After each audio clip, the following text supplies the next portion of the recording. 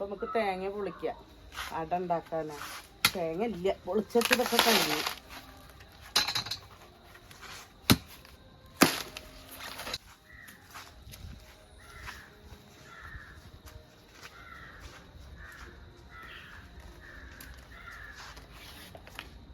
നമുക്ക് ഇഡ്ഡലി ചെമ്പിൽ വെച്ചെടുക്കാം. ഓരോ കഷ്ണമല്ല.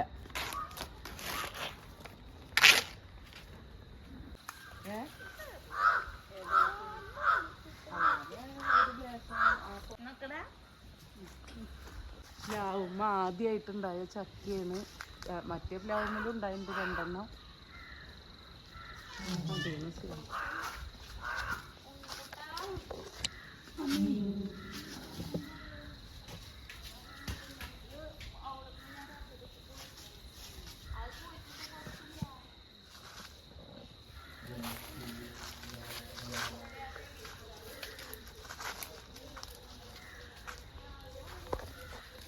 അടയ്ക്കൊന്ന് പൊടി കുഴച്ചെടുക്കാം. കുറച്ച് ഉപ്പിട്ടുണ്ട്. വെള്ളം നല്ല തിളപ്പിച്ച വെള്ളം.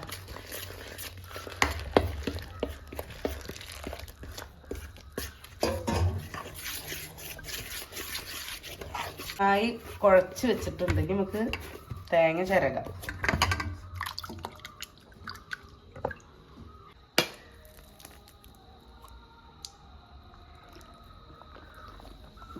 തേങ്ങ ചിരകാം.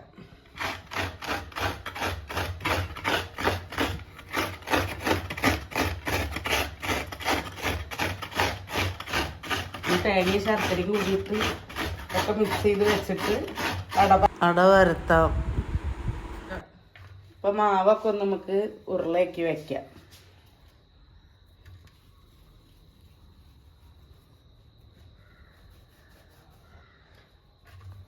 അപ്പം നമുക്ക് ശർക്കര ഒന്ന് എടുക്കാം, വെറുതെയിട്ട് എടുക്കാം. തേങ്ങയ്ക്ക് ഇങ്ങനെ ആകുമ്പോൾ വേഗം പണി കഴിയും.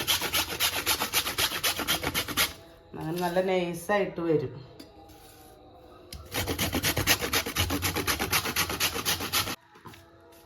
അപ്പം നമ്മൾ തേങ്ങയും ശർക്കരയും കൂടിയിട്ട് നന്നായിട്ടൊന്ന് മിക്സ് ചെയ്യുക.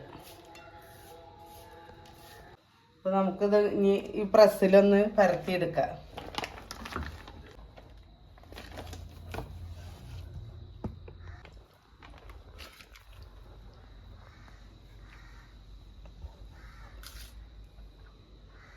അപ്പോൾ നമുക്കതിൽ ശർക്കരയും തേങ്ങയും ഇടാം. എന്നിട്ട് ഇങ്ങനെ മടക്കിയിട്ട്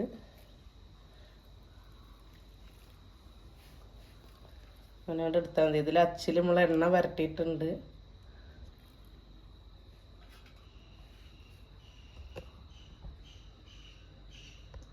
അപ്പോൾ ഇതെന്താണെന്ന് അറിയില്ല, ഇടയ്ക്ക് ഇങ്ങനെ ഒന്ന് പിടിക്കുന്നുണ്ട്. അപ്പം നമ്മൾ അതിലൊരു ലേശം എണ്ണയും കൂടി തടവി കൊടുത്തിട്ടുണ്ട്.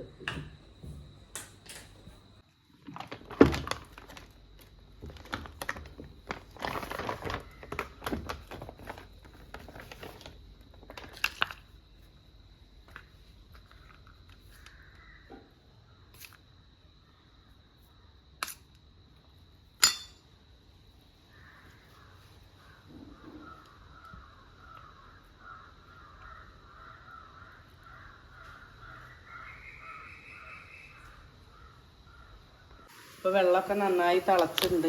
അപ്പം നമുക്ക് കടകിൽ വയ്ക്കാം.